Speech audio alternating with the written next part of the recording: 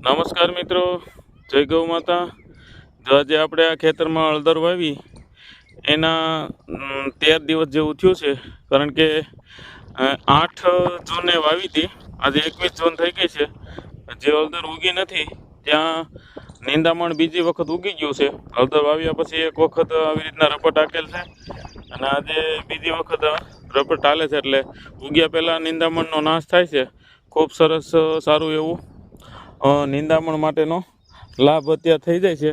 ઉગવામાં હળદર થોડી મોડી ઉગતી હોય છે, 20 દિવસમાં ઉગી જાય છે અને 13-14 દિવસ એવું થઈ ગયું છે.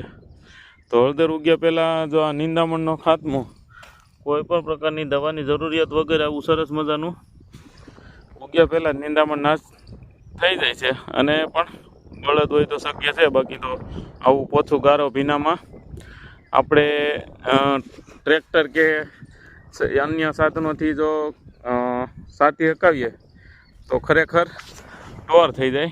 એટલે ટોર નહીં થવા દેવા માટે બળદ જ ઉત્તમ છે અને સરસ મજાનું આ નીંદણ નિયંત્રણ થઈ જાય છે. આમાં આપણે હળદરનું વાવેતર 26 ઇંચની જાળીએ કરેલું છે, એમાં લાગટ રપટો હાલે છે.